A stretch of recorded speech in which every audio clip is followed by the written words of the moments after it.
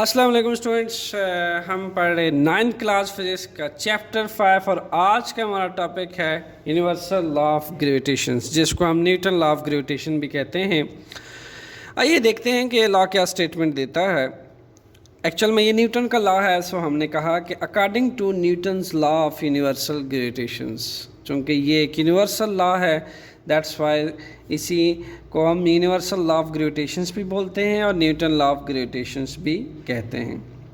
इस लॉ के according every body in the universe attracts every other bodies. इस पूरे यूनिवर्स में हर बॉडी एक दूसरी बॉडी को अट्रैक्ट कर रही है with a force which is directly proportions to product of their masses।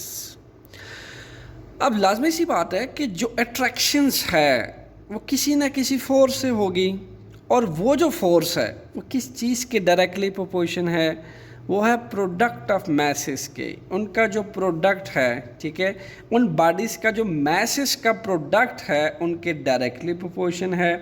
और इन्वर्सली प्रोपोर्शन किस चीज़ के है, उनके बीच का जो फासला है, डिस्टेंस है उनके सेंटर्स के बीच, उनके सेंटर से अगर हम डिस्टेंस ले लें तो उसके इन्वर्सली प्रोपोर्शन है। स्टूडेंट्स, डायरेक्टली प्रोपोर्शन और इन्वर्सली प्रोपोर्शन, यहाँ दो चीज़ें इस्तेमाल हुई हैं।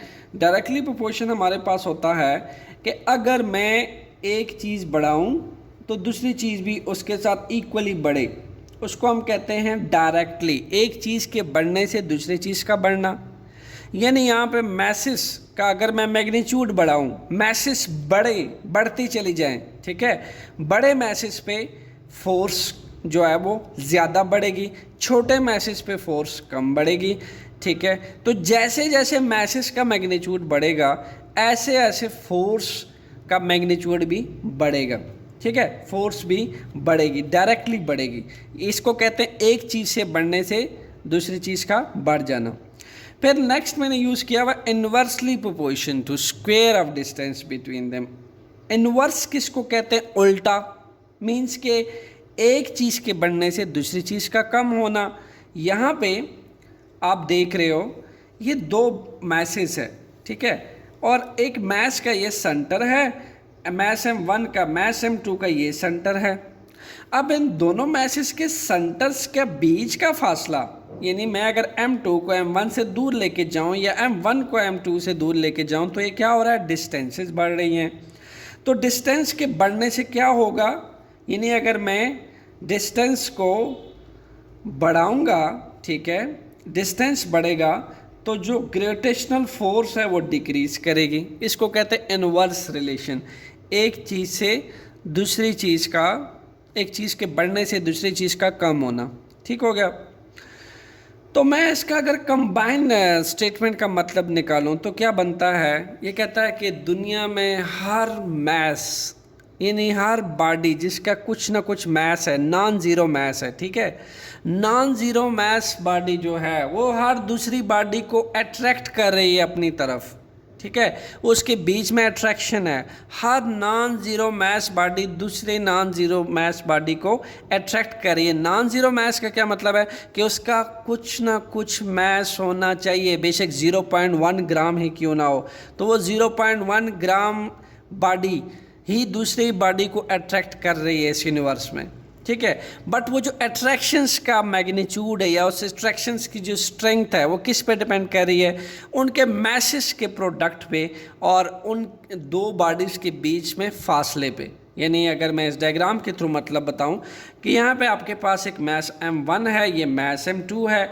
अब मैं M2 के रिस्पेक्ट से M1 को बढ़ाता चला जाऊँ, ये मैस बड़ा होता चला जाए, तो ग्रेविटेशनल फोर्स क्या है इसकी? तो डायरेक्टली प्रोपोर्शन है, तो ग्रेविटेशनल फोर्स भी इक्वली क्या करेगी? बढ़ जाएगी।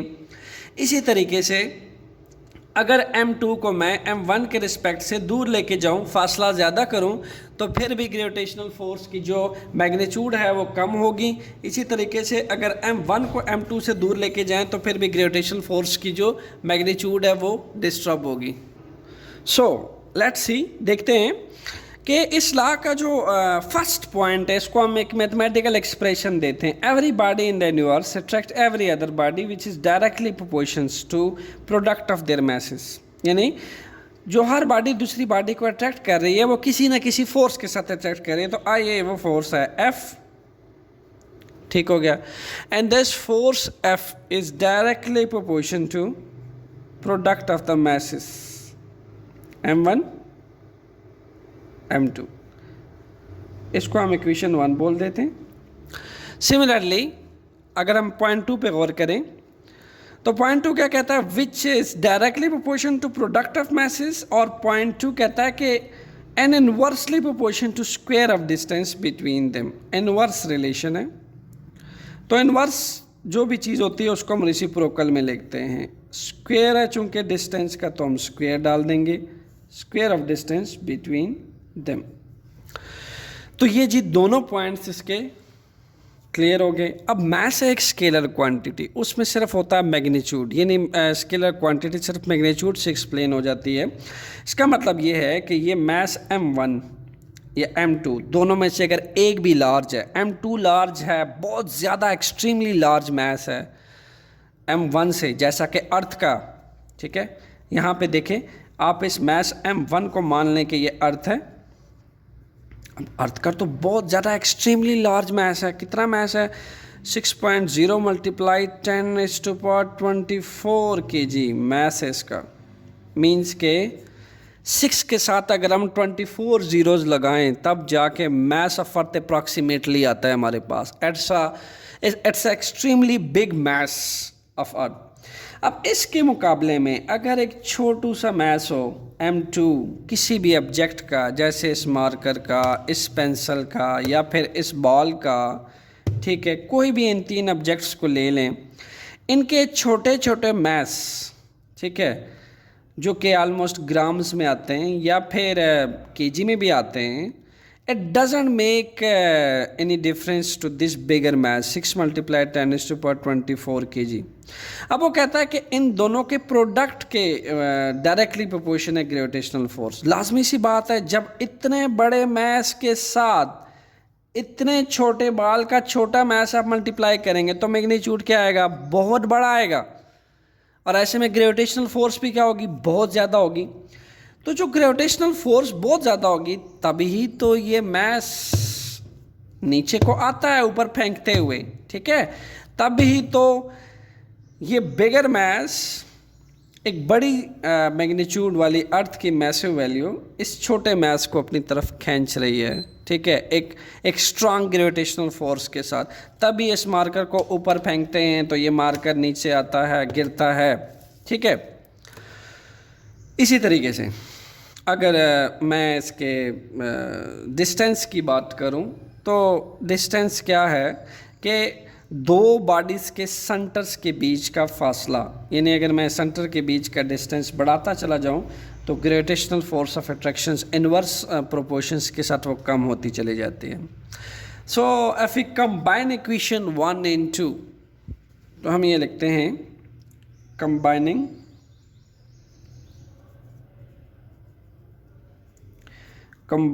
Equation 1 and 2। इक्वेशन 1 and 2 को कंबाइन करने से हमारे पास क्या आ जाएगा जी, it will become M1 M2 by R square.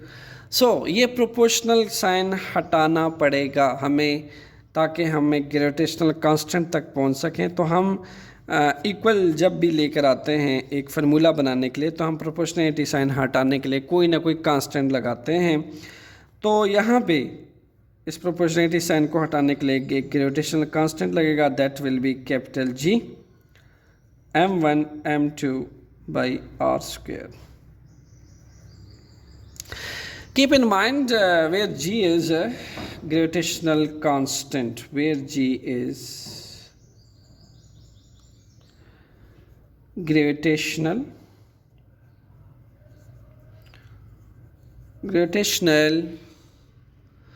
constant,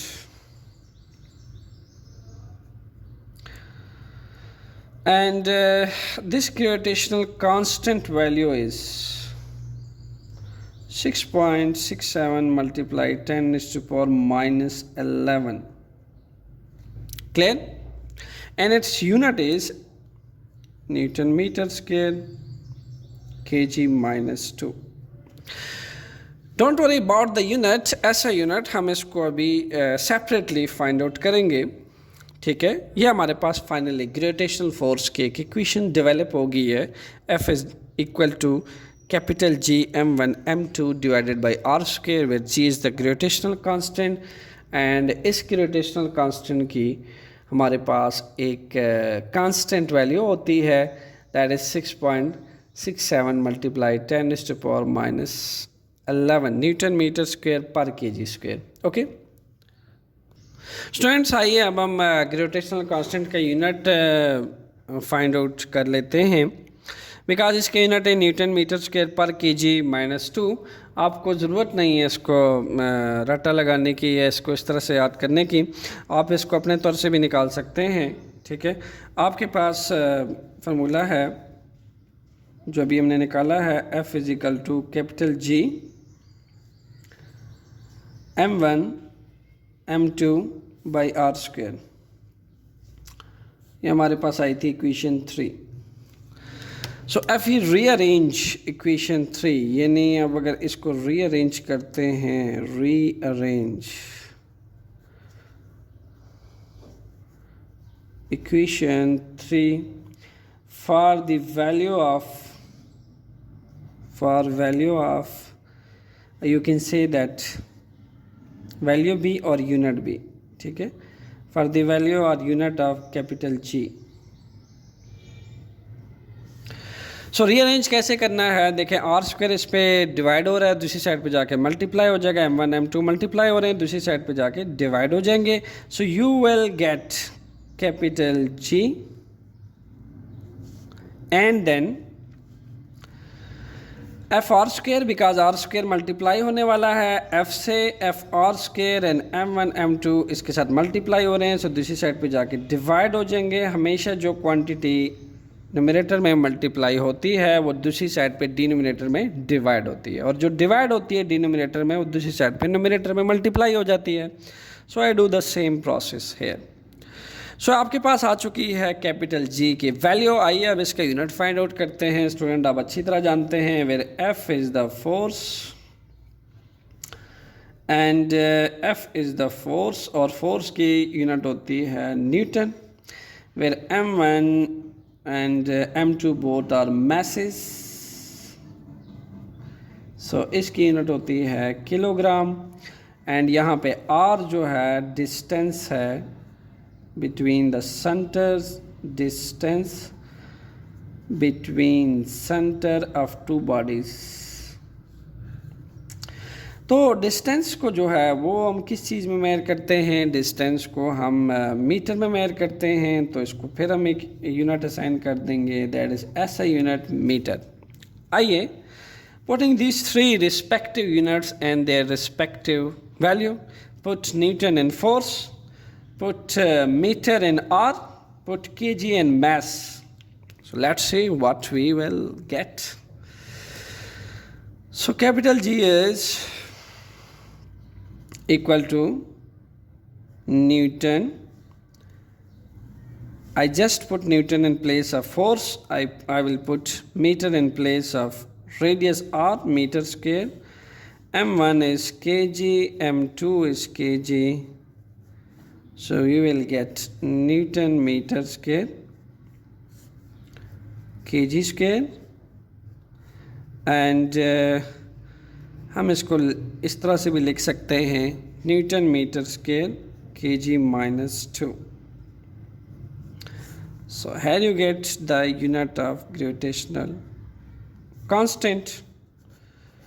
So अगर आपसे भूल जाए then you can easily find out the value of the unit of gravitational constant as well as the value by rearranging the equation 1 and 2, and also you can find the SI units of equation 3, okay, by the help of putting SI units in their respective values, like Newton in place of force, kg in place of mass, meter in place of radius. So you will get this unit, okay।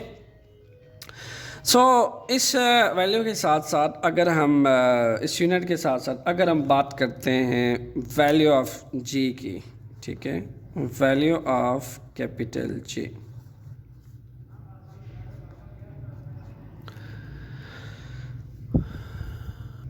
So its value is 6.67 multiply 10 raised to power minus 11 Newton meter square पर kg square.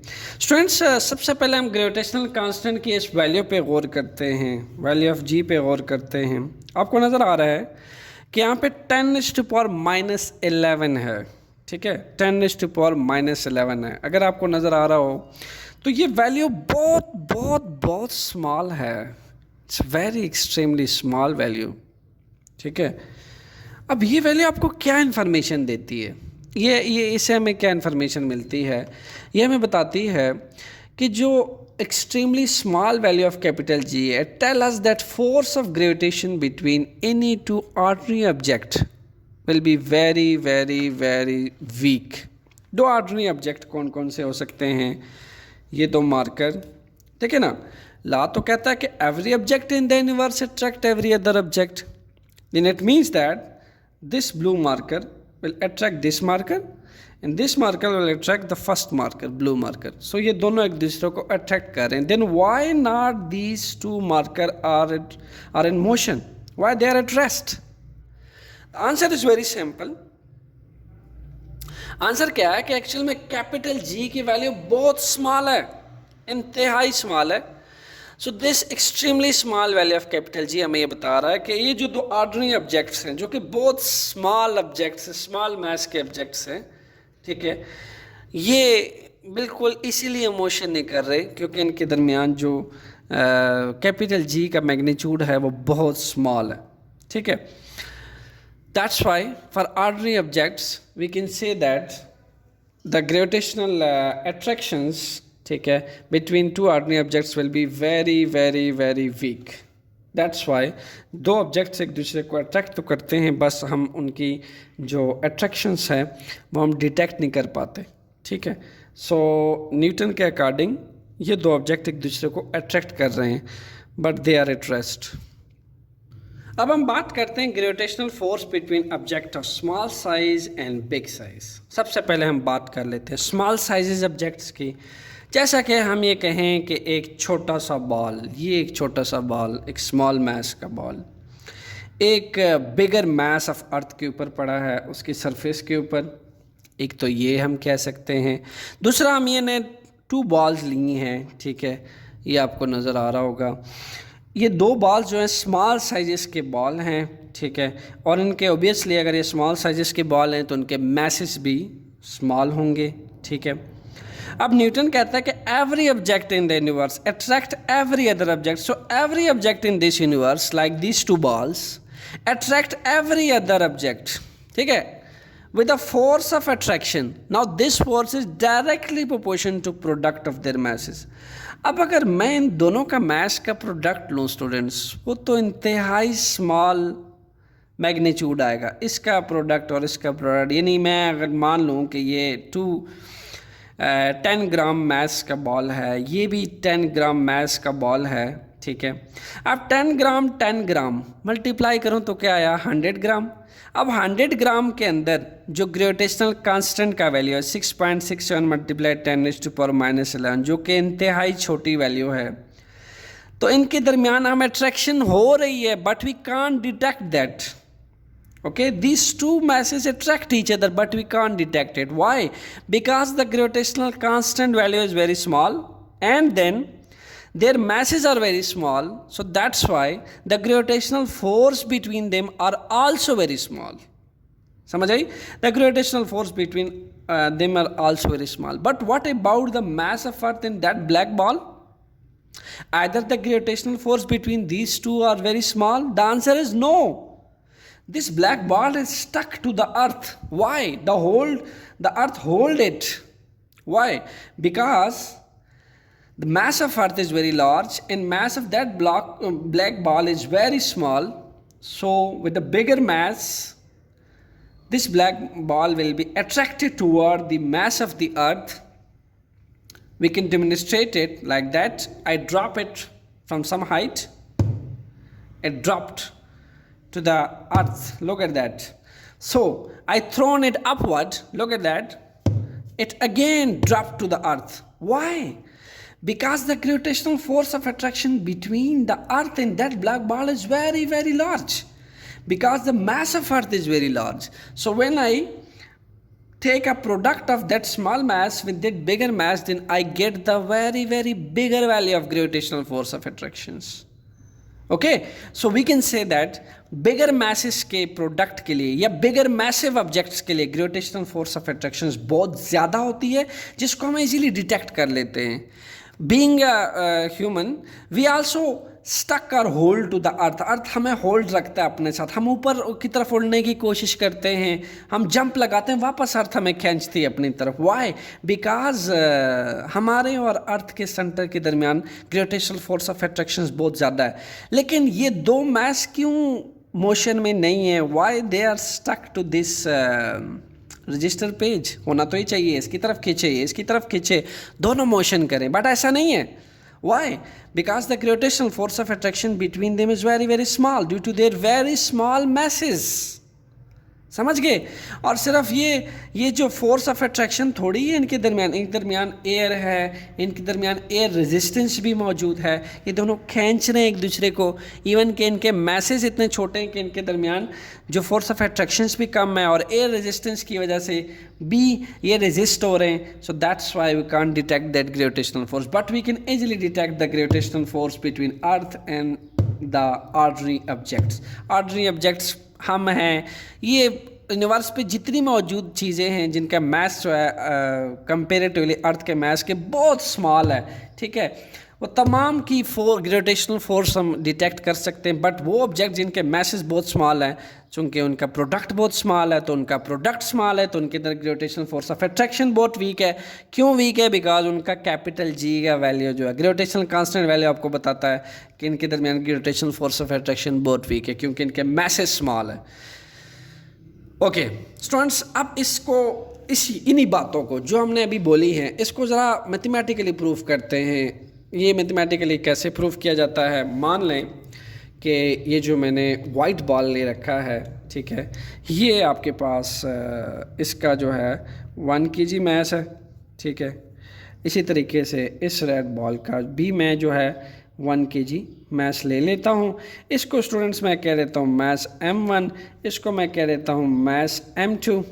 Clear? दोनों को मैंने message assign कर दिया और मैंने suppose किया कि दोनों के 1 kg मैसेज है. ओके, और इसी तरीके से अगर हम देखें इस 1 kg मैस को, इस 1 kg मैस में हम अट्रैक्शन देखना चाहते हैं कि ये 1 kg मैस इस 1 kg मैस को कैसे अट्रैक्ट कर रहा है और इनके दरमियान ग्रेविटेशनल फोर्स ऑफ अट्रैक्शंस का मैग्नीट्यूड कितना है, ये हम देखना चाहते हैं. So first of all gravitational force of attractions के लिए एक वैल्यू डेवलप करते हैं. F is equal to capital G M1 M2 by R square. According to this equation 1 हम इनके दरमियान ग्रेविटेशनल फोर्स ऑफ अट्रैक्शन देखना चाहते हैं. सो हमने यहाँ पे कहा कि हमारे पास जो मैस M1 है that is 1 kg. Similarly mass M2 को हमने कहा that is also 1 kg. Next हमारे पास कैपिटल G, यस कैपिटल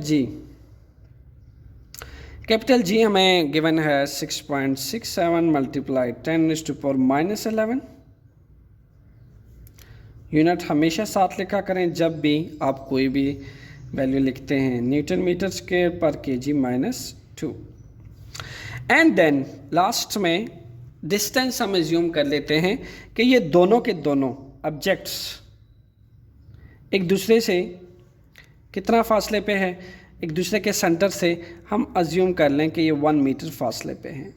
हम इनके दरमियान जो R है वो 1 मीटर का ले लेते हैं इन दोनों बॉल्स के दरमियान. Clear?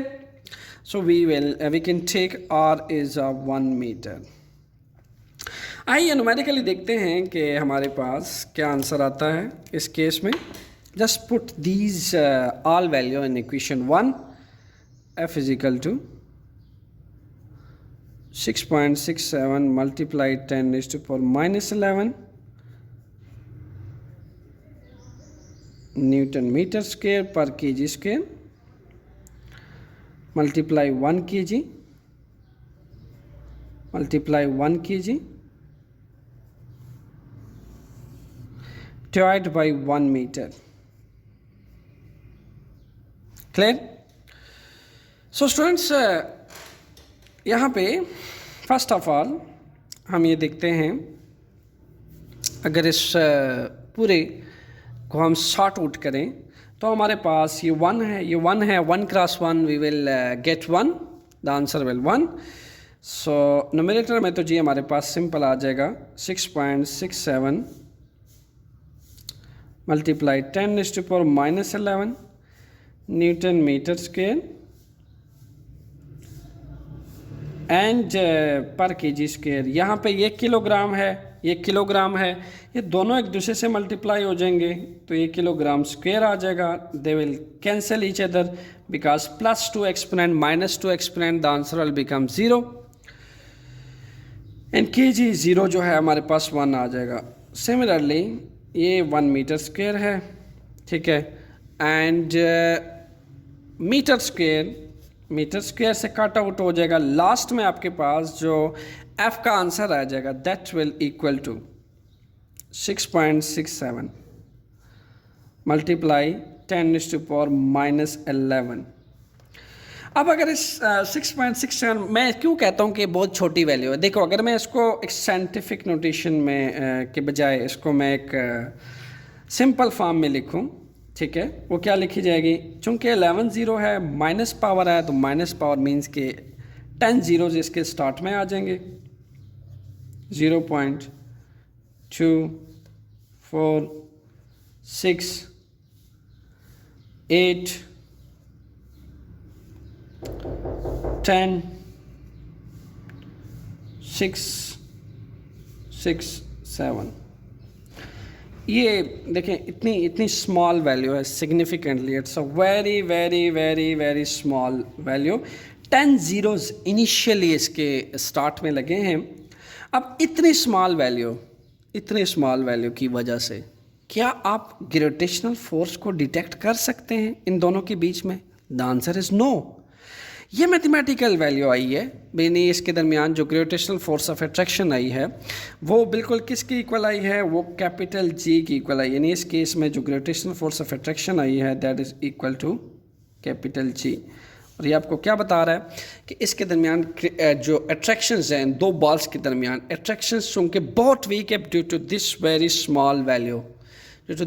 Small value of capital G.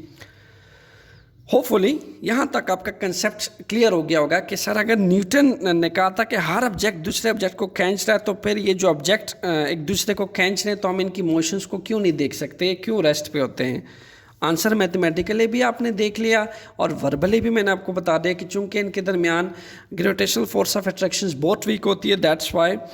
और एक तो इसके दरमियान जो ग्रेविटेशनल कांस्टेंट की वैल्यू बहुत एक्सट्रीमली स्मॉल होती है, तो हम इनके दरमियान वीक फोर्स ऑफ अट्रैक्शंस की वजह से हम नहीं देख पाते ऑर्डिनरी ऑब्जेक्ट्स के दरमियान। आइए आप ज़रा बिगर साइज ऑफ ऑब्जेक्ट्स के दरमियान देखते हैं कि क्या आया उनकी जो ग्रेविटेशनल फोर्स ऑफ अट्रैक्शन हम कैसे देख पाते हैं। स्टूडेंट्स यहाँ पे मैंने कुछ बिगर मैसिव ऑब्जेक्ट्स का जिक्र किया है, जैसे कि सबसे पहले अगर आप सन का मैस देखें वो है हमारे पास 2 multiply 10 raised to power 30 kg, 2 multiply 10 raised to power 30 kg mass है इसका। यानी अगर आप 2 के साथ 30 ज़ीरोज़ लगाएं, ठीक है, 2 के साथ अगर आप 30 ज़ीरोज़ लगाएं तो फिर हमारे सन का मैस बनता है। दैट्स वाई इसी बिगर मैसेस की वजह से सन के इर्द गिर्द जितने प्लैनेट्स हैं वो आपको रिवॉल्व होते हुए दिखाई देते हैं, जितने प्लैनेट्स हैं वो सन के इर्द गिर्द रिवॉल्व करते हैं। इसी तरीके से ये सेंटर में आपके पास अर्थ का मैस है इस अर्थ के मास को हम कहते हैं कि ये एक्सपेरिमेंटली कैलकुलेटेड है 6 × 10⁻24 kg मास है इसका। इसी तरीके से जो मास ऑफ मून है, ठीक है, उसका मास है 7.4 × 10⁻22 kg। यही वजह है कि कंपेरेटिवली मून का मास अर्थ के मास के कम अज़ कम उसके बराबर तो नहीं, बट कह सकते हैं कि बिगर मैसेज में शुमार होता है। दैट्स वाई मून जो है वो अर्थ के इर्द गिर्द रिवॉल्व करता है, और ये gravitational force of attraction between Earth and moon जो है सेंट्रिपेटल फोर्स को एक ऑर्बिट में एक ग्रेविटेशनल फोर्स सेंट्रिपेटल फोर्स के साथ जो है इसको एक ऑर्बिट में रिवॉल्व करवाती है। इसी तरीके से सन के इर्द गिर्द भी दूसरे प्लैनेट्स जो है वो रिवॉल्व करते हैं, यानी इसमें जो इस सन में और प्लैनेट्स में जो ग्रेविटेशनल फोर्स ऑफ अट्रैक्शन होती है वो इन प्लैनेट्स को जो है एक सेंट्रिपेटल फोर्स प्रोवाइड करती है, जिसके थ्रू ये प्लैनेट्स गोल रिवॉल्व करते हैं सन के इर्द गिर्द। सो आइए अब बिगर मैसिव अर्थ के लिए देखते हैं कि हमारे पास जो ऑब्जेक्ट्स हैं, यानी जो बिगर मैसिव ऑब्जेक्ट्स हैं, उनमें ग्रेविटेशनल फोर्स ऑफ अट्रैक्शन कितनी लार्ज होती है। Look at that.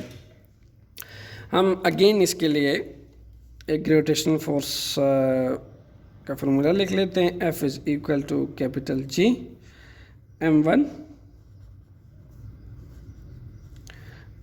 m2 by r²। We can take capital G as gravitational constant here. Again 6.67 multiply 10⁻⁻11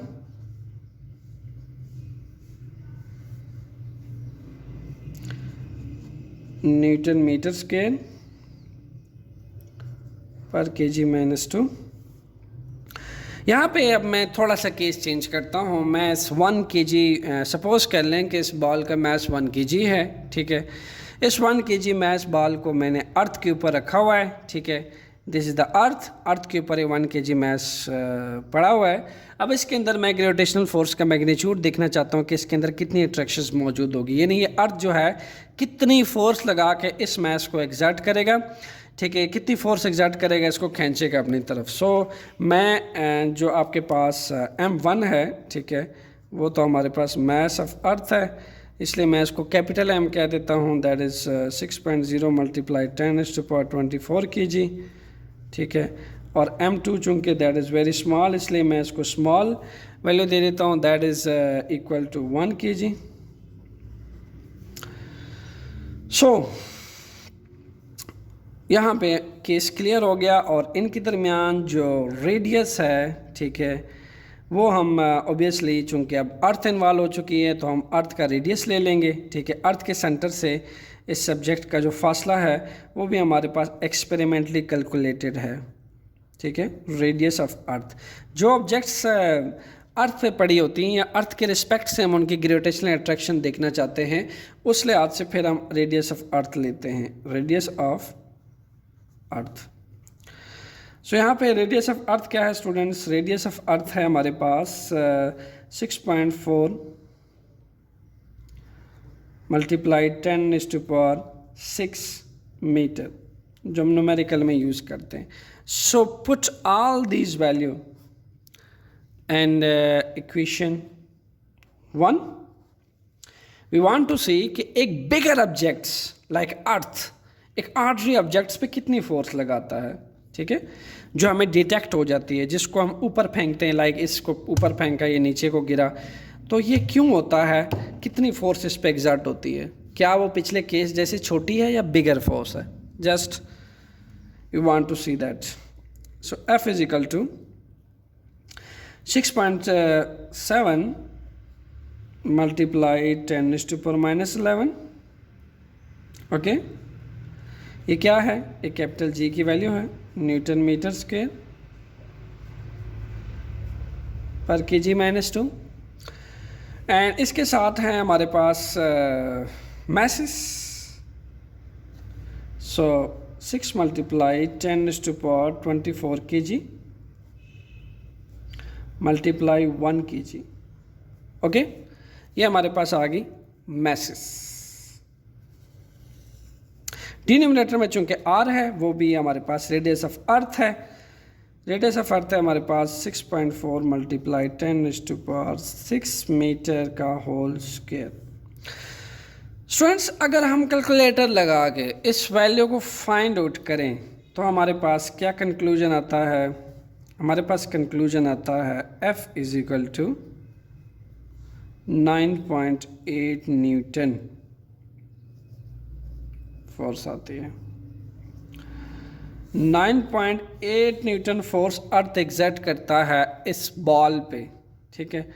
इसको अपनी तरफ खींचने के लिए इस पे इतनी फोर्स एग्जर्ट होती है। इसका मतलब क्या है? देखो, इसका मतलब ये है कि अगर मैं एक बॉल को थ्रोन करता हूँ, ठीक है, इसको थ्रोन करता हूँ ऊपर की जानिब, तो अर्थ इसको कितने फोर्स के साथ नीचे खींच रहा है? 9.8 न्यूटन का फोर्स एग्जर्ट करता है इस ब्लैक बॉल पे, इसको खींचता है नीचे की तरफ। यही वजह होती है कि जैसे मैं किसी हाइट से इसको रिलीज करता हूँ तो ये सीधा अर्थ के सेंटर से जाके टकराता है, क्योंकि अर्थ का सेंटर 9.8 न्यूटन फोर्स इसको नीचे को खींचता है। लेकिन अगर मैं इन्हीं दो बालों के बीच का फोर्स देखूं तो स्टूडेंट वो मेरे पास कैपिटल जी आता है, नथिंग। क्योंकि कैपिटल जी का वैल्यू इन दोनों के बीच में इतना स्मॉल वैल्यू है कि, और इसके साथ साथ इनके मैसेज इतने स्मॉल है कि कैपिटल जी का वैल्यू हमें बताता है ग्रेविटेशनल कांस्टेंट का वैल्यू कि इनके दरमियान तो अट्रैक्शन इतनी वीक है कि वो हम डिटेक्ट भी नहीं कर सकते, ठीक है, वो डिटेक्टेबल नहीं है। बट अर्थ और ऑर्डिनरी ऑब्जेक्ट्स के दरमियान फोर्सेस डिटेक्टेबल हैं। ये आपको, ये बॉल, ये ब्लैक बॉल, ये हम, ये पेजेस, ये यूनिवर्स में मौजूद हर ऑब्जेक्ट्स अर्थ के साथ क्यों आपको होल्ड होती हुई दिखाई देती है, स्टक नज़र आती है। हम ऊपर को जंप मारते हैं, नीचे को आते हैं, बॉल ऊपर को फेंकते हैं, नीचे आती है। क्यों? क्योंकि इतनी हाईली मैग्नीट्यूड फोर्स के साथ, ठीक है, अर्थ उस ऑब्जेक्ट पे फोर्स एग्जर्ट करता है और इसको नीचे को खींचता है। तो कंक्लूजन क्या निकला? कंक्लूजन निकला कि हमारे पास जब दोनों ऑब्जेक्ट्स बहुत बहुत बिगर्स होते हैं, लार्ज मैसेज होती हैं, तो हमारे पास उन लार्ज मैसेज ऑब्जेक्ट्स में जो ग्रेविटेशनल फोर्स ऑफ अट्रैक्शन होती है वो एक्सट्रीमली वेरी लार्ज होती है। जैसा कि मैस ऑफ अर्थ बहुत लार्ज है और ये जो दो बॉल्स आपको नज़र आ रहे हैं, इन दोनों के मैसेज बहुत छोटे हैं, तो इनके दरमियान ग्रेविटेशनल फोर्स ऑफ अट्रैक्शन बहुत ज़्यादा ग्रेटर है। इसी तरीके से अगर मैं इन दो ऑब्जेक्ट्स के बीच के अट्रैक्शंस देखूं, जब दो ऑब्जेक्ट्स का मैस बहुत छोटा होता है तो वो मोशन में नहीं होते। क्यों नहीं होते? Because the gravitational force of attraction between them is very very small. वो मैथमेटिकली भी हम देख चुके और इसके साथ साथ वर्बली भी हम इसको एक्सप्लेन कर चुके। स्टूडेंट्स, होपफुली आपके तमाम पॉइंट्स अब तक क्लियर हो चुके होंगे। ग्रेविटेशनल फोर्स ऑफ अट्रैक्शंस की एक और एप्लीकेशंस एक एग्जांपल से देखते हैं। यहाँ पे एग्जांपल है हमारे पास जो टाइड्स बनती हैं सी के अंदर, ठीक है। तो हम क्या देखते हैं कि टाइड्स के अंदर जो एक वाटर लेवल होता है, ठीक है, लो टाइड्स हैं यहाँ पे हाई टाइड्स हैं। तो जो rising and falling of water level होता है सी के अंदर, वो किसकी वजह से होता है? स्टूडेंट्स, कभी गौर किया आपने? आप 2 से 3 घंटे किसी भी रिवर के पास, किसी समंदर के पास, दरिया के पास खड़े रहें तो आप ऑब्जर्व करें, आपको खड़े होकर 2 तरह की ऑब्जर्वेशन मिलेगी। आपको देखेंगे कि आपको लो टाइड्स भी मिलेंगी रिवर्स के अंदर, आपको हाई टाइड्स भी मिलेंगी। ये क्यों मिलती हैं? एक्चुअल में हमारे पास एक नेचुरल फिनोमेना है कि हमारे पास जो मोशन ऑफ प्लैनेट्स होता है वो अराउंड द सन होता है। इसी तरीके से मोशन ऑफ मून जो है वो अराउंड द अर्थ है। किसकी वजह से? ग्रेविटेशनल फोर्स ऑफ अट्रैक्शंस की वजह से, due to their bigger masses. इसी तरीके से जो मून है, ठीक है, मून है और सन है, आपको क्या लगता है? उनके मैसेज तो बहुत लार्ज हैं, ठीक है। जैसे अर्थ का मैस लार्ज है, वो खींचता है ऑर्डिनरी ऑब्जेक्ट्स को अपनी तरफ। इसी तरीके से जो सी वाटर है, ठीक है, इसमें जो हाई टाइड्स और लो टाइड्स बनती हैं, ये मून और सन भी सी वाटर्स को अपनी तरफ खींचते हैं, अट्रैक्ट करते हैं। तो जब अट्रैक्ट करते हैं, इसी रिजल्ट में समंदर में भी ऊंची लहरें और कुछ निचली लहर बनती है। जैसी उनकी ऊंची लहर जाती है, ग्रेविटेशनल फोर्स फिर नीचे को खींचती है, फिर लो टाइड्स बनती हैं, फिर मून इंसान फिर सी वाटर के सरफेस से वाटर को खींचते हैं ऊपर की जानिब, फिर हाई टाइड्स बनती हैं, फिर वो नीचे को खींचती हैं। तो ये अट्रैक्शंस जारी रहती है स्टूडेंट्स। इस अट्रैक्शंस को आप ऑब्जर्व कर सकते हैं समंदर के आर पार। 2 से 3 घंटे खड़े होके। सो ये भी हमारे पास ग्रेविटेशनल फोर्स ऑफ अट्रैक्शंस की वजह से होता है, ठीक है। समंदर में टाइड्स का बनना, ओशियंस के अंदर टाइड्स का बनना, लहरों का बनना, ऊंची और कम लहरों का बनना। क्लियर? जैसा कि फिगर में आप देख सकते हैं। Hopefully students you enjoy that interesting lecture. हमने इसको मैथमेटिकली देखा कि कैसे स्मॉल ऑर्डिनरी ऑब्जेक्ट्स जो है वो अगर न्यूटन के अकॉर्डिंग अट्रैक्ट कर रही हैं तो हमें क्यों डिटेक्टेबल नहीं है। इसी तरीके से हमने फिर ये भी देखा कि कैसे जो लार्ज मैसिव ऑब्जेक्ट्स होते हैं, यानी जो बड़ा मैग्नीट्यूड होता है, वो कैसे लो मैग्नीट्यूड्स को अपनी तरफ खींचता है, लो मैग्नीट्यूड मैस को अपनी तरफ खींचता है, ऑर्डिनरी ऑब्जेक्ट्स को कैसे खींचता है। ये भी हमने देखी कि जैसे जैसे मैग्नीट्यूड बढ़ता है, यानी मैस ऑफ अर्थ के हिसाब से अगर हम ऑर्डिनरी ऑब्जेक्ट्स को देखें तो हमारे पास ग्रेविटेशनल फोर्स ऑफ अट्रैक्शंस बढ़ती है। इस मिसाल को इस तरह से देख सकते हो तुम कि अगर तुम बहुत हाईली मैसिव ऑब्जेक्ट लेते हो, ठीक है, एक हाईली मैसिव ऑब्जेक्ट लेते हो जिसका मैस बहुत बड़ा है, जब तुम अर्थ से उठाते हो उसको तो तुम कहते हो ओ वेरी लोडेड, उसको उठाया नहीं जाता आपसे। क्यों नहीं उठाया जाता आपसे? देखिए उसकी वजह ये होती है कि उसका मैस बहुत जैसे जैसे बढ़ता चला जाता है तो ग्रेविटेशनल फोर्स उस पर ज़्यादा लगती है, ठीक है। जब मैस लाइट सा होता है, कम सा होता है, तो ग्रेविटेशनल फोर्स जो है वो उसका मैग्नीट्यूड कम होता है, इसलिए जब आप पिक करते हैं अर्थ की सरफेस से तो आप इजीली पिक कर लेते हैं। लेकिन जब हाईली मैसिव ऑब्जेक्ट आप अर्थ की सरफेस से पिक करते हैं तो ग्रेविटेशनल फोर्स ज़्यादा लग रही होती है उस पर, दैट्स वाई आपको उठाने में दिक्कत होती है। So I think this explanation make you very conceptual type thinking about conceptual approach about Newton law of gravitation and universal law of gravitations. Students hopefully enjoy that a lot. At the end of lecture, give me a comment in a comment box how you feel. Thank you.